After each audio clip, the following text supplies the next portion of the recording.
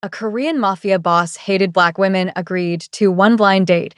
She changed his life forever. Part 2. Absolutely not.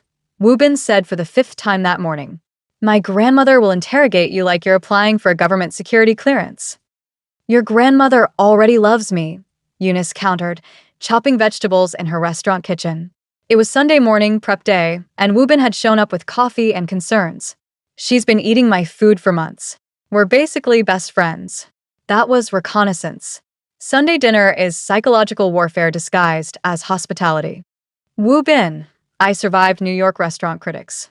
I think I can handle one sweet old Korean lady. She made my last girlfriend cry by asking if she knew how to make kimchi. Did she? That's not the point. It's absolutely the point. Eunice pointed her knife at him. Your grandmother is testing whether people can hang with Korean culture. It's valid. Also, I can make kimchi. Checkmate. Woo-bin looked pained. She's going to ask about children. I'll tell her we're still figuring out if we like each other, since our first date ended in gunfire and our second date was in your kitchen at midnight. We've had other dates. Taking me to your penthouse to check security systems doesn't count as a date, Woo-bin. That's called paranoia with romantic lighting. Min-jun, prepping nearby, snorted into his cutting board. 3 hours later, Eunice stood outside Halmini's Hanok in Bukshin, wearing a respectful but stunning navy hanbok she'd borrowed from Jian. Woo-bin looked like he was preparing for execution. Too late to run, he muttered. Way too late. Eunice rang the doorbell. Halmini opened the door wearing a traditional hanbok and a smile that could cut diamonds. Eunice, you came. And you, she looked at Woo-bin. You wore the tie I bought you. Miracle. The house smelled like heaven. Galbi, japchae, Pajian, and about 15 types of banchan. Eunice's chef brain immediately cataloged every scent. Halmini, your house is beautiful, Eunice said in careful Korean, bowing properly. And you speak Korean. Properly. Not like these American gyopos who forget everything. Halmini shot Woo-bin a pointed look, as if his girlfriend's language skills were a personal victory. Come. Sit. Eat. The dining table was set for 4. Is someone else joining? Woo-bin asked suspiciously. Mrs. Park from next door. For moral support. Whose moral support? Mine. I need witnesses for when I interrogate your girlfriend. Eunice laughed so hard, she nearly choked. Woo-bin looked like he wanted the floor to swallow him. Mrs. Park arrived moments later, the same elderly woman who visited Eunice's restaurant regularly. They exchanged delighted greetings while Woo-bin realized he'd been under surveillance for months. You knew, he demanded. Of course I knew, Mrs. Park said, settling down with the comfort of someone at their own home. You're Halmini, and I planned everything. We're very good at this. At what? Manipulation? At matchmaking, Halmini corrected. Now sit. Eat. Eunice, tell me about your family. What followed was the most aggressive hospitality Eunice had ever experienced. Halmini asked about her parents, both teachers in Atlanta, her siblings, one brother, engineer, married with kids, her education, culinary school, top of her class, her restaurant finances, surprisingly healthy, her 5-year plan, expansion, maybe a cookbook, and her thoughts on children, someday, with the right person, maybe 2 or 3. Good. Halmini nodded approvingly. Woo-bin needs at least 2 children. Someone has to inherit the business. The legitimate business, Woo-bin interjected quickly. Obviously the legitimate business. What other business? Halmini's innocent expression was Oscar-worthy. Now, Eunice. Can you make kimchi? Eunice smiled. May I use your kitchen, Halmini? 20 minutes later, Eunice emerged with a small bowl of quick-fermented collard green kimchi, her fusion masterpiece that combined Korean technique with Southern ingredients. Gochugaru met pot liquor. Garlic met the ghost of her grandmother's recipes. Halmini took one bite. Her eyes widened. She took another bite, then another. Then she started crying. Halmini, Woo-bin jumped up, panicked. What's wrong? Nothing's wrong, you idiot. Halmini wiped her eyes. It's perfect. It tastes like 2 worlds becoming family. She looked at Eunice with fierce approval. You're the one. The one what? Eunice asked nervously. The one who finally teaches my grandson that love isn't a business contract. That culture isn't about purity, it's about celebration. That kimchi, She held up the bowl triumphantly. Can be anything if you respect the process. Mrs. Park dabbed her eyes. Beautiful. Poetic. When's the wedding? We've known each other for 3 weeks. Wu Bin protested. Your grandfather proposed after 2 weeks. Halmiani shot back. We were married 43 years. Time is a social construct. After dinner, Halmiani insisted on showing Eunice the storage room where we keep the good alcohol. This was obviously a trap. Wu Bin tried to intervene, but Mrs. Park physically blocked him. Let them bond, she commanded. In the storage room, surrounded by jars of fermenting vegetables and bottles of expensive liquor, Halmiani dropped the cheerful grandmother act. My grandson is difficult, she said seriously. Closed off. Damaged by loss. His father's death, that terrible woman who betrayed him. He built walls so high even I can barely see over them. I know, Eunice said softly. But with you, I see cracks. I see him laughing, caring, afraid. Halmiani gripped Eunice's hands. Fear means he loves you. He wouldn't be afraid if he didn't. He hasn't said he will. When he's ready. Until then, Halmiani pressed something into Eunice's palm. A jade pendant on a gold chain. Wear this. It was my mother's. For protection. And so everyone knows you're claimed by this family. Eunice's throat tightened. Halmiani, I can't. You can. You will. Now, the old woman's eyes gleamed with mischief. Let's leave you two alone for important conversation. She left, closing the door behind her. A lock clicked. Halmiani, Wu Bin's muffled voice came from outside. This isn't funny. Very funny. Halmiani called back. You have 30 minutes to tell her how you feel. I'm timing you. Eunice and Wu Bin stood in the dim storage room, surrounded by kimchi jars and relationship pressure. So, Eunice said, your grandmother just locked us in here. She's diabolical. She gave me her mother's necklace. Wu Bin's eyes widened. She what? I think your family's adopting me whether you like it or not. He stepped closer, his expression vulnerable in the low light. And if I more than like it? If I'm terrified because I can't imagine my life without you anymore and it's only been 3 weeks, and that's insane, but it's true? Eunice's heart hammered. Then I'd say I'm equally terrified. And equally sure. They stood inches apart, the weight of possibility between them. 15 minutes. Halmiani yelled through the door. Clock is ticking. They burst out laughing, and somehow that broke the last barrier. Wu Bin cupped Eunice's face, and she rose on her toes, and when they finally kissed it tasted like gochugaru and possibility. Outside the door, Halmiani and Mrs. Park high-fived. Phase 2 complete, Halmiani whispered. What's phase 3? Grandchildren. Obviously. Where in the map are you watching from? 2 weeks after Sunday dinner, Eunice's restaurant had gained an unusual regular customer. Every evening at 6 p.m. sharp, Wu Bin arrived in his ridiculously expensive car, took the corner table, and ordered everything Eunice recommended. He sat there for hours, working on his laptop, definitely not legitimate business emails, while stealing glances at her commanding the kitchen. Her staff had opinions. He's here again, Minjun announced, peering through the kitchen window. Same table. Same intense staring. Same 300% tip. He tips 300%. Jian, who'd stopped by to visit, nearly dropped her wine. Girl, that's either love or money laundering. Maybe both. Eunice flipped a piece of chicken. He's multi-talented. Is he your boyfriend? Asked Sumin, their youngest server, with the wide-eyed enthusiasm of someone who watched too many K-dramas. We're figuring it out.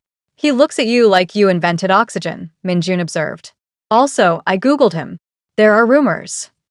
Don't Google my boyfriend. HHA. So, he is your boyfriend. Eunice threw a dish towel at him. That night, after closing, Wu Bin lingered while Eunice cleaned up. He'd abandoned all pretense of work and was just watching her move through her kitchen with the focus of someone memorizing every detail. You're being creepy, she said, wiping down counters. I'm being appreciative. You've been here every night for 2 weeks. Don't you have a criminal empire to run? I'm delegating. He stood, rolling up his sleeves. Teach me. Teach you what? To cook. Something simple. Eunice blinked. You want to learn to cook? You, who thought Oregano was a city in Oregon. That was one time. You asked if sauté was French for set on fire. In my defense, things were literally on fire. She laughed, shaking her head. Fine. We're making kimchi fried rice. Simple, hard to mess up, and it'll stop you from eating convenience store sadness. She guided him through the steps, chopping kimchi, smaller pieces, Wu Bin. We're cooking, not performing surgery. Heating the pan, that's too hot. You'll burn, yep, you burned it. Cracking eggs, gently. It's an egg, not a business rival. They stood close in the small kitchen, her hands over his, correcting his technique. Every accidental touch sent electricity through both of them. Like this? He tried to fold the egg into the rice. More gently. You're so aggressive. Everything with you is like a corporate takeover. That's literally my job. Your other job is being a normal human who can make dinner without violence. When the dish was finally done, slightly burnt, chaotically seasoned, but edible, Wu Bin looked ridiculously proud.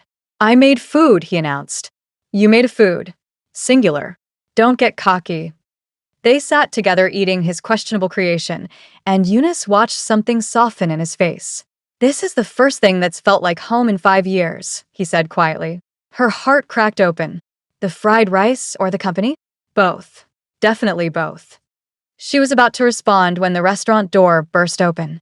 3 men walked in, expensive suits, aggressive energy, the unmistakable aura of people accustomed to intimidation. Wu Bin was on his feet instantly, positioned between them and Eunice. We're closed, Eunice called out, gripping a spatula like a weapon because old habits died hard.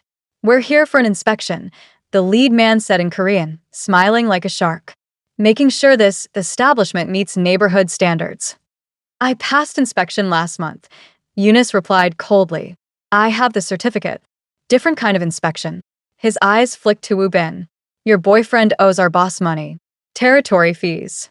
Protection fees. Breathing fees. Kong sent you, Wu Bin said flatly. Smart boy. He says to tell you. Pay up or pretty things get broken. The man's gaze landed on Eunice. Very pretty things. The temperature dropped.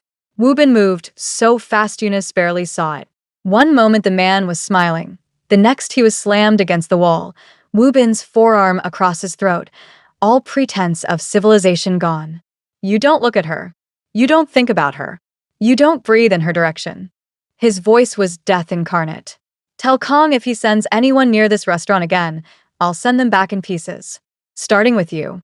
The other 2 men reached for weapons, but suddenly Minjun emerged from the kitchen wielding a meat cleaver, and Dae-young, the scarred gangster who loved Eunice's mac and cheese, materialized from the shadows outside. Boss, Dae-young said cheerfully. Need help taking out the trash? The Kang's men retreated, but not before the leader spat. This isn't over. After they left, Eunice leaned against the counter, processing what she'd just witnessed. Wu Bin transformed.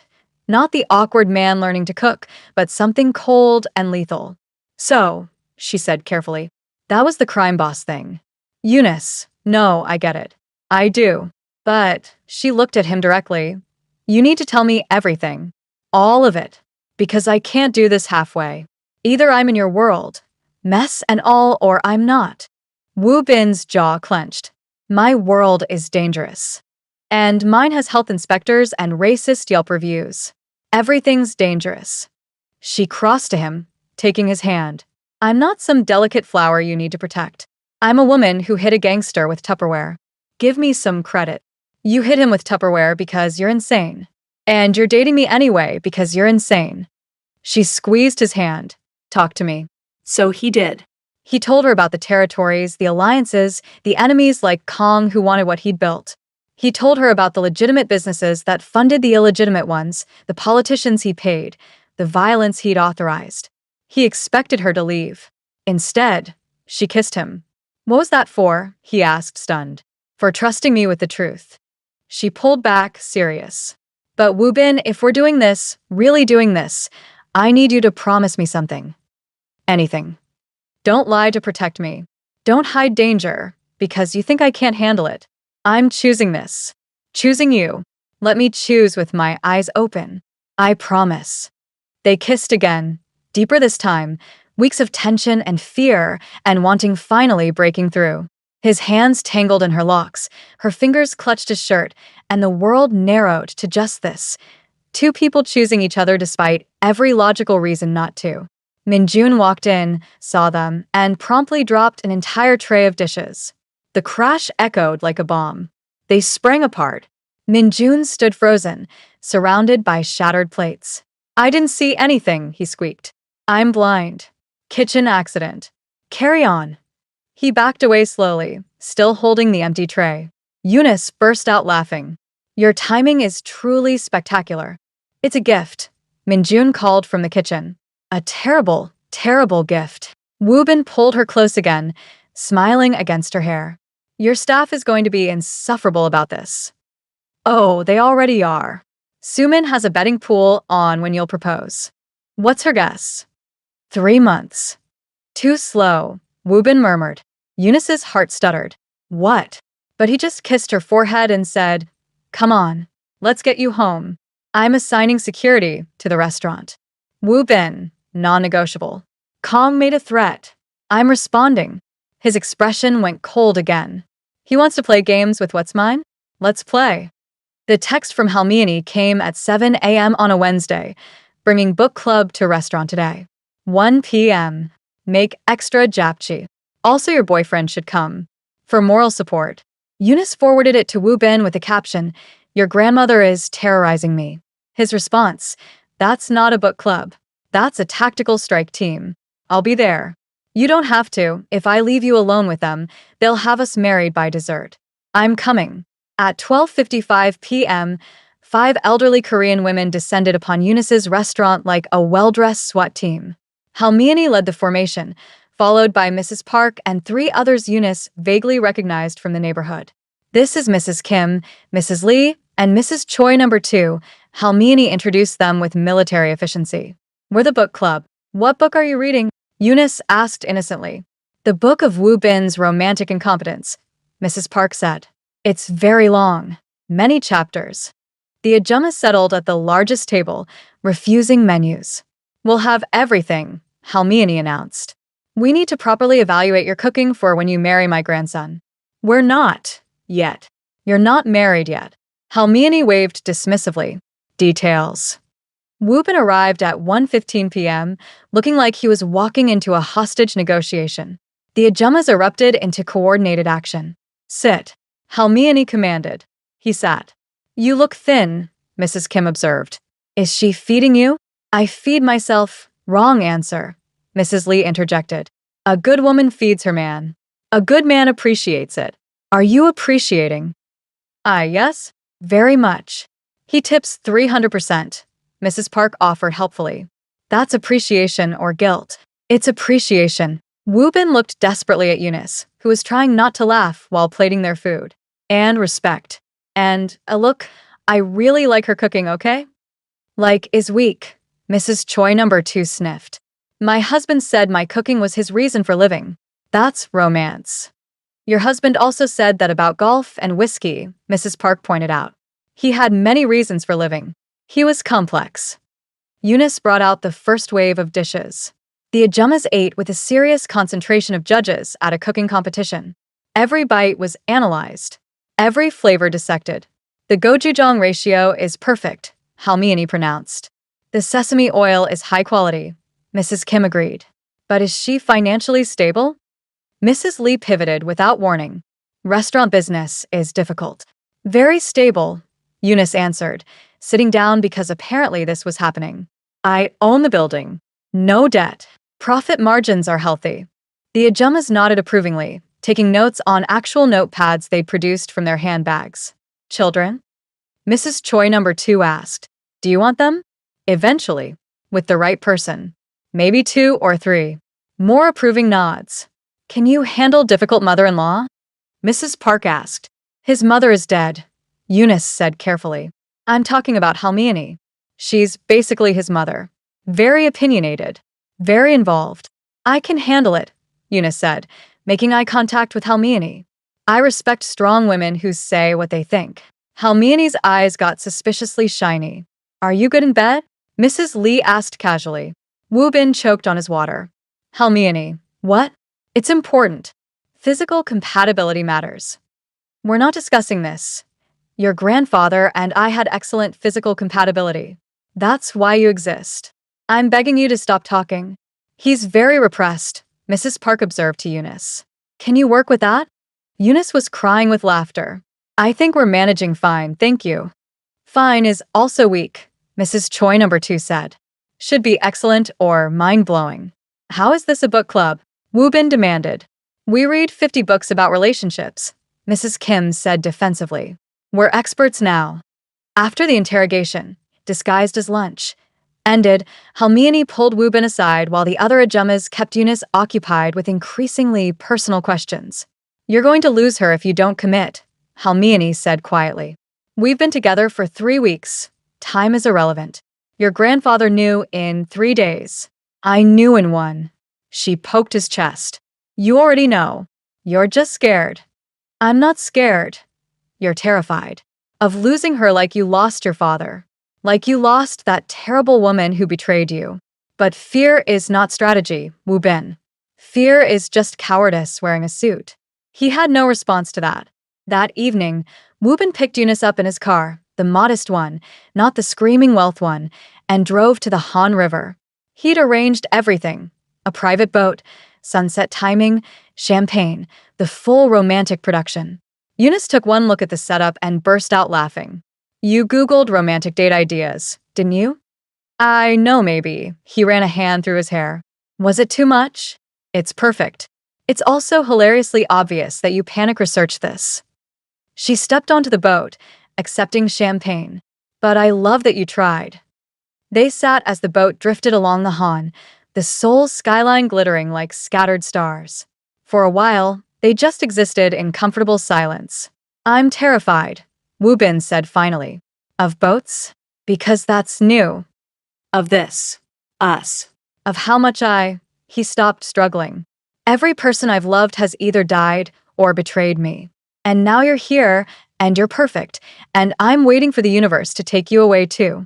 Eunice set down her glass, taking his hands. I'm scared too. My ex destroyed my career, my reputation, my trust. Coming to Korea was running away. Opening the restaurant was proving I wasn't broken. And then you showed up emotionally constipated, criminally employed, and somehow exactly what I didn't know I needed. I'm bringing danger into your life, and I'm bringing chaos into yours. We're even. She squeezed his hands. But Woo Bin, fear is just love that hasn't learned to be brave yet. So, let's be brave. Together. He kissed her then, soft and desperate, and full of everything he couldn't say yet. When they broke apart, he whispered in Korean, You're everything I didn't know I was missing. I know, she whispered back.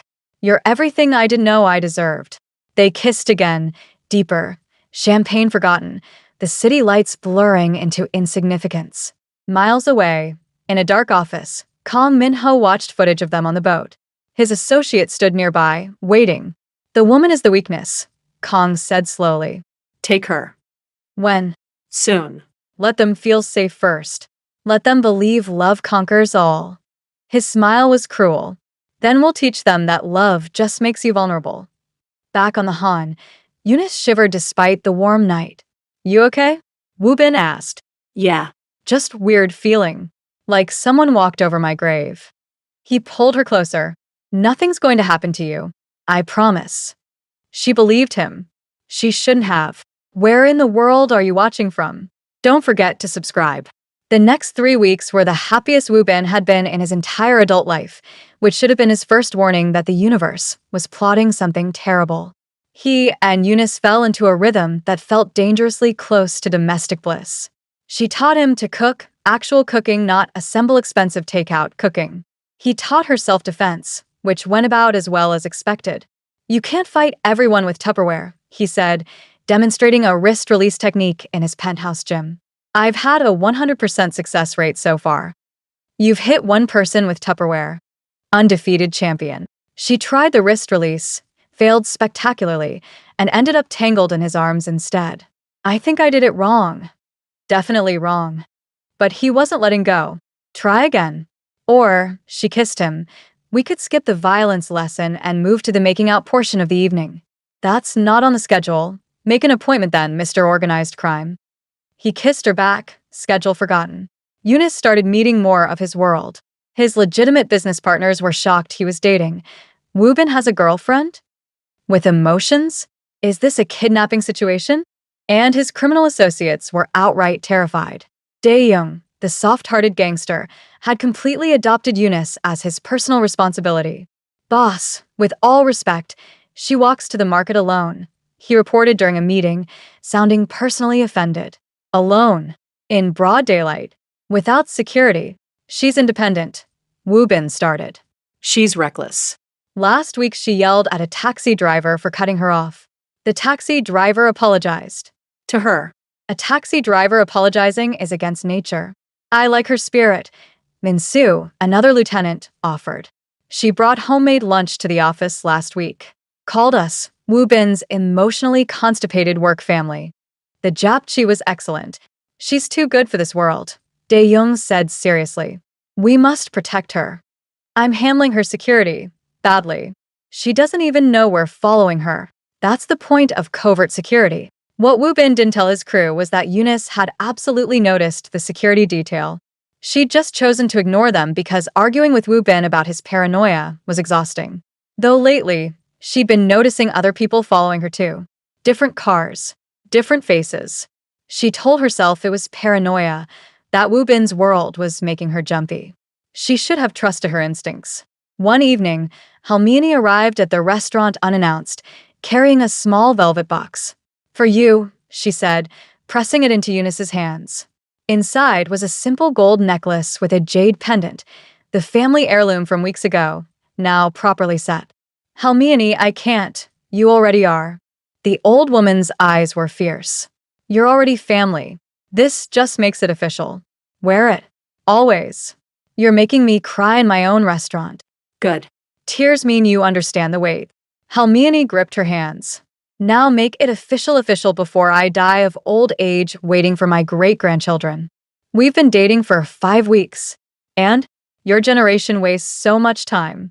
My generation saw someone we liked, married them immediately, and figured out compatibility later.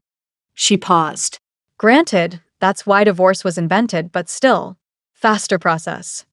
That night, after closing, Woo-bin found Eunice in her apartment, the small place in Itaewon she kept even though she spent most nights at his penthouse. Your grandmother gave me her necklace, she said, showing him. His expression went soft. She really loves you. She really wants grandchildren. That too. He sat beside her on the couch. Eunice, I need to tell you something. Her heart jumped. If this is a breakup speech, I'm keeping the necklace and half your kitchen equipment. It's not. He took her hands, suddenly nervous. This man who faced down gang bosses and politicians was nervous talking to her. I'm in love with you. The words came out in Korean, heavy with meaning, and Eunice's entire world tilted. You can't just, in Korean, that's cheating. I love you, he repeated in English. I'm completely, terrifyingly in love with you. You walk into rooms, and my whole day gets better. You laugh at my terrible jokes. You make my sterile penthouse feel like home.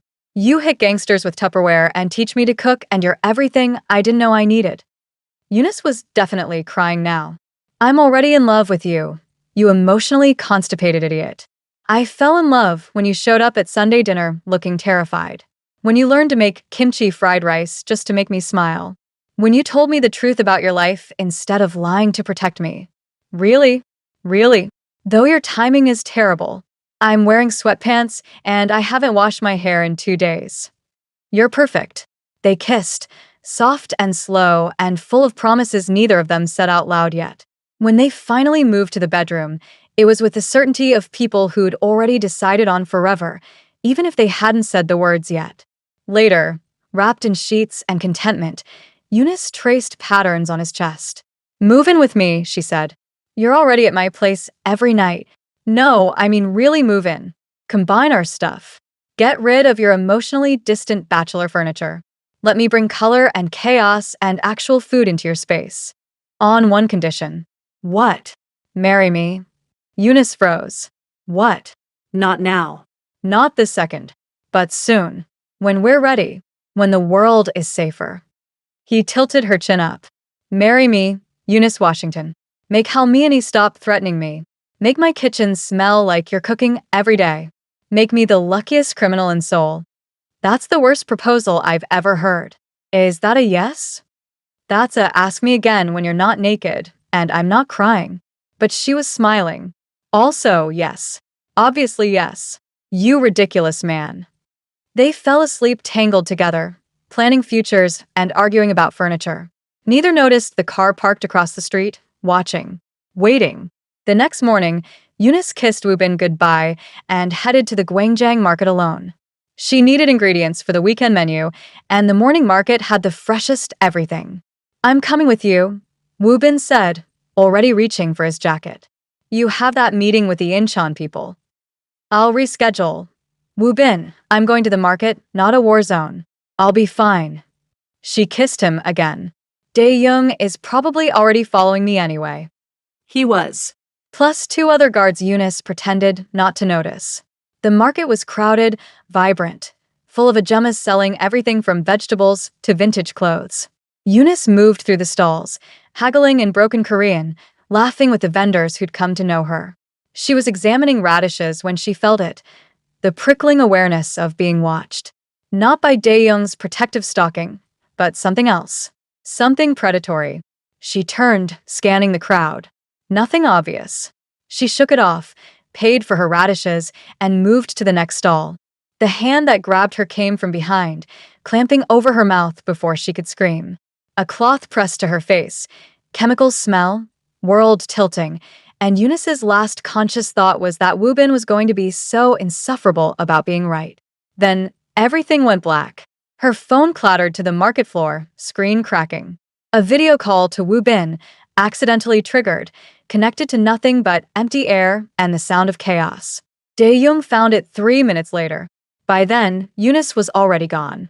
Eunice woke up with a headache that felt like her skull was hosting a death metal concert, tied to a chair in what could only be described as warehouse chic. Villain edition. Concrete floor. Flickering fluorescent lights. Suspicious stains she really didn't want to examine. And the piece de resistance. Metal chairs that looked like they'd been purchased from Kidnapping Supplies R Us. Really? She said out loud, testing her bindings. A warehouse? Did you guys get your villain playbook from Netflix? Because this is so unoriginal. 2 guards stood by the door, looking confused that their hostage was critiquing the decor. Where's the creativity? Eunice continued, because apparently her defense mechanism was aggressive commentary. Why not an abandoned amusement park? A creepy mansion? Even a storage unit would be more interesting. This is just lazy. Shut up, one guard said in Korean. Ah, he speaks. Tell me, did you have to submit a resume for this job? Was ability to stand menacingly a required skill? What's the benefits package like? Do you get dental? The guard looked at his partner. Is she in shock? I think she's just American, the other replied. Eunice tested the ropes again. Tight, but not impossible. She'd watched enough action movies and survived enough restaurant kitchen disasters to know basic problem solving. Also, she was wearing the jade necklace under her shirt, and somehow that made her feel braver. Can I get some water? She asked. No. What about snacks? You guys have terrible hospitality ratings. I'm definitely leaving a 1-star Yelp review for this kidnapping experience.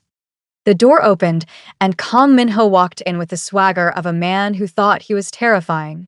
He was dressed in an expensive suit that couldn't quite hide the insecurity underneath. Eunice Washington, he said in English, clearly having practiced. Welcome. Thanks, I hate it. The amenities are terrible and your staff is undertrained. Kong blinked, thrown off his script. You should be afraid. Oh, I'm terrified. I'm just also aware that showing fear to bullies only encourages them. So instead, I'm going with aggressive criticism. Your shoes are fake Gucci, by the way. One of the guards snorted before catching himself. Kang's face flushed. You think this is funny? I think you're trying really hard to be intimidating and it's coming across more middle management having a bad day than criminal mastermind. Maybe work on your presence? Take an improv class. I could kill you. But you won't, because then you lose leverage over Wu Bin. That's Villain 101. You clearly need me alive or this whole production is pointless. Eunice leaned back as much as the ropes allowed. So, what's the plan? Ransom call? Dramatic reveal? Monologue about your evil scheme? Kong pulled out his phone, calling Wu Bin on speaker. He answered before the first ring finished. Where is she? Not a question. A demand that could cut steel. I have your girlfriend, Kong said smugly. If you want her back, don't negotiate with this discount villain. Eunice yelled.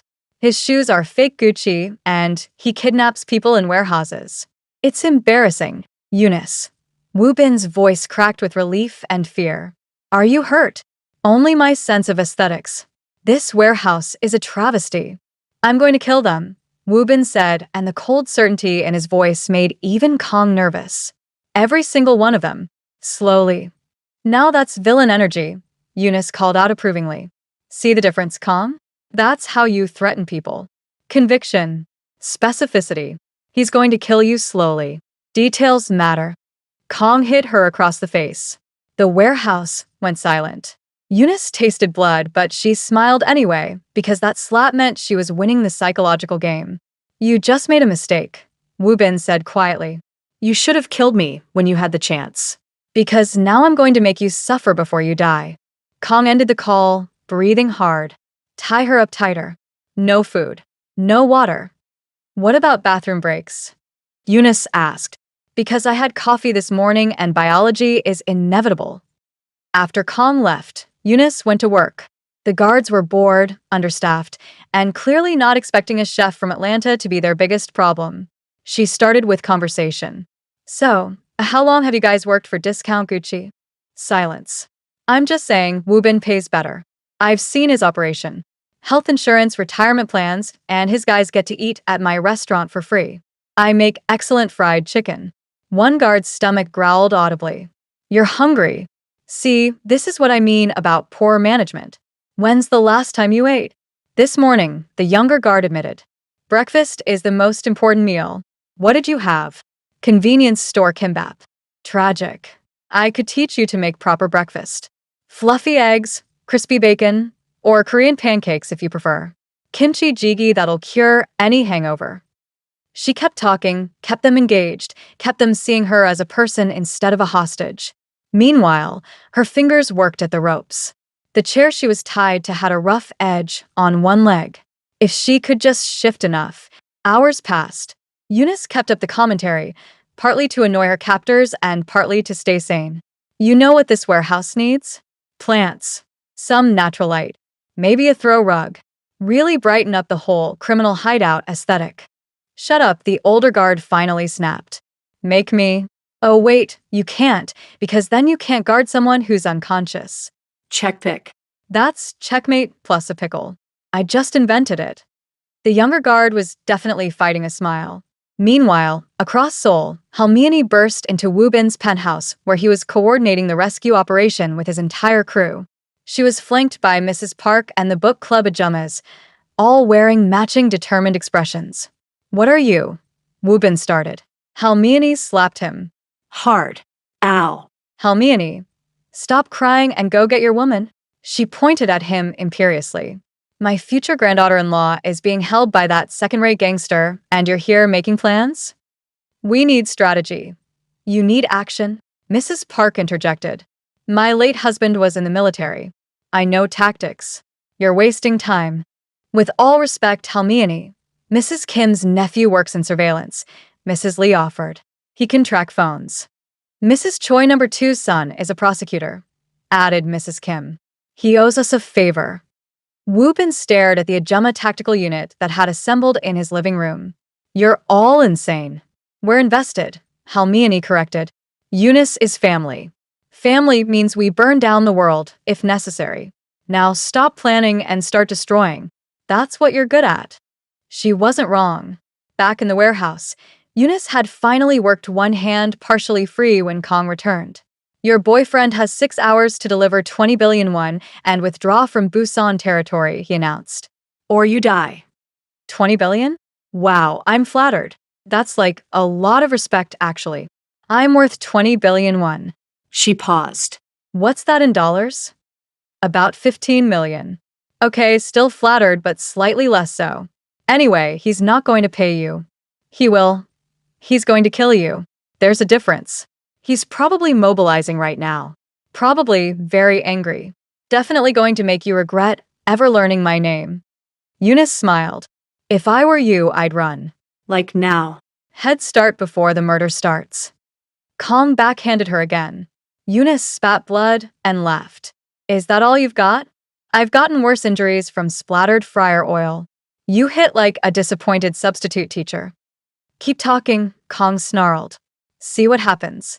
What's going to happen is Wu Bin is going to tear through this warehouse like an angry tornado, and you're going to die badly. I've seen him protective. It's actually kind of hot. You should be honored.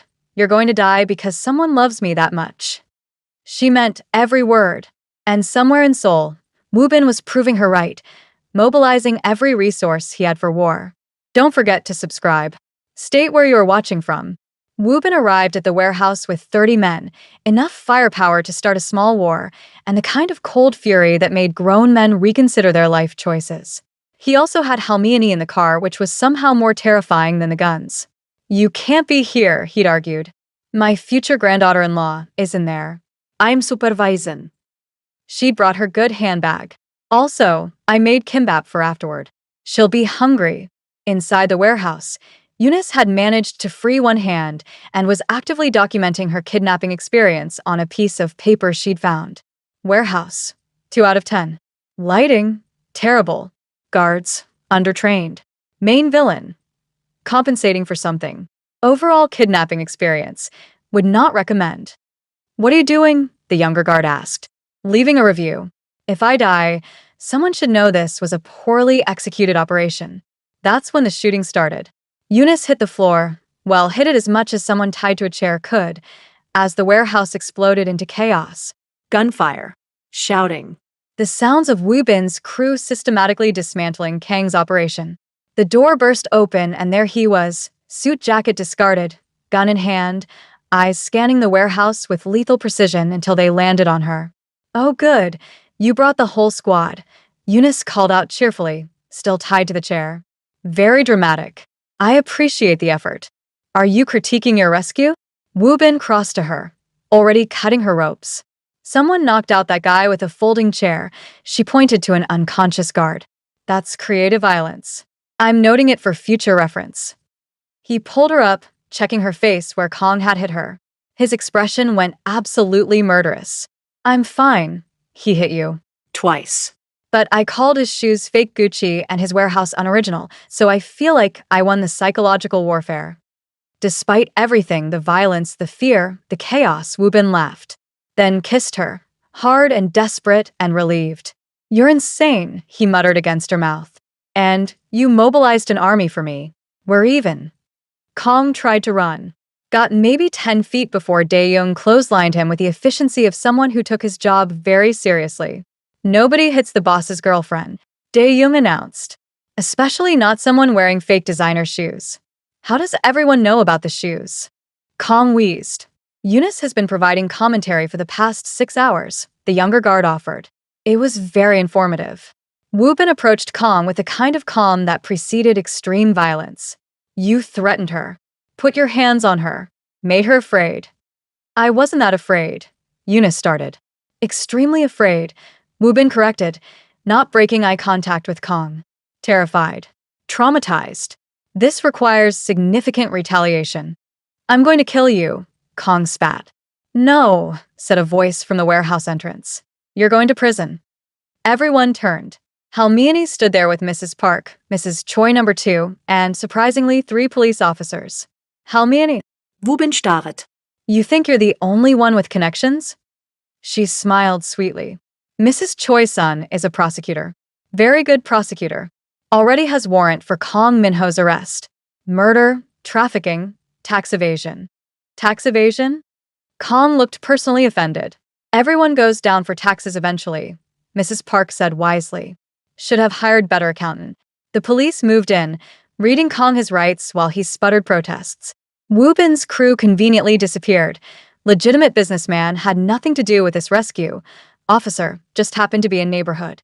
Halmiani rushed to Eunice, pulling her into a fierce hug. You're hurt. Just bruises. Your grandson has excellent timing. He better. I taught him everything. She produced Tupperware from her massive handbag. I brought kimbap and kimchi and also documentation for wedding venue because we're not wasting any more time. Halmiani, What? she was kidnapped. This is sign from universe to stop being slow. She turned to Eunice. You still want to marry my emotionally constipated grandson? More than anything. Good. Next month. I'm planning everything. Mrs. Park pulled out an actual wedding planning binder from her purse. Already started. June is nice. Not too hot. This is insane, Wu Bin said weakly. This is efficient. Mrs. Choi number 2 corrected. My son already filed the paperwork for Kong. Prosecutors move fast when Ajumas ask nicely. You threatened him, didn't you? Eunice asked. Threatening is such a harsh word. I reminded him that I know his mother and his grandmother, and I have photos from his childhood I could share with his colleagues. Blackmail. You blackmailed a prosecutor. Asterisk strategic persuasion star. Later, at Wu Bin's penthouse, now truly home with Eunice's things mixed with his, they collapsed onto the couch. She was bruised, exhausted, and somehow still making jokes. So that was terrifying, she admitted finally, the bravado cracking. He pulled her close. I thought I lost you. When I saw your phone on the ground, the cracked screen, his voice broke. I can't lose you. You won't. I'm too stubborn. Also, your grandmother would kill me if I died before giving her great-grandchildren. About that, Wu Bin shifted, pulling a small box from his pocket. You did not have an engagement ring on you during a warehouse rescue. I've been carrying it for a week, waiting for the right moment. He opened it, simple diamond, elegant, perfect. This wasn't the right moment, but I can't wait anymore. Marry me, Eunice. For real this time. Not someday. Soon. Before my grandmother plans the entire wedding without asking us. Too late. Halmiani called from the kitchen, where she'd apparently let herself in. June 15th. I booked the venue. Halmiani, privacy. I'm making dinner. You need vegetables. Eunice laughed so hard she cried, then kissed him through the tears. Yes. Obviously, yes. I'll marry you and your grandmother and the Ajuma Tactical Unit and Daeyoung and this whole chaotic mess. Even Minyoon. Especially Minjun. Someone has to run my restaurant when I'm on my honeymoon. They kissed properly then, sealing promises and futures and the kind of love that survived warehouses, fake Gucci, and aggressive Korean grandmothers. From the kitchen, Halmiani smiled into her kimchi jjigae. Mrs. Park, also somehow in the kitchen now, high-fived her. Phase complete. Now we start planning nursery. One catastrophe at a time, please. Outside, Seoul glittered with possibility. Somewhere, prosecutors were building cases. Enemies were regrouping. Threats still existed. But inside, a Korean crime boss and an American chef were planning a wedding, arguing about whether to serve soul food or traditional Korean cuisine. Answer. Both, obviously, and learning that love, messy, chaotic, dangerous love, was worth every risk. Eunice looked at the jade necklace still around her neck, then at Wu Bin, then at Halmiani aggressively cooking vegetables in their kitchen. Your family is insane, she said. Our family, Wu Bin corrected. Our beautiful, insane, Tupperware-wielding family. And honestly, she wouldn't change a thing. If you believe love is worth fighting for, even when it involves gangsters, kidnapping, and aggressive Korean grandmothers, drop a comment saying Team Eunice and hit subscribe. Because people like Kong hate when women like Eunice win. Don't let the bullies win. Ever.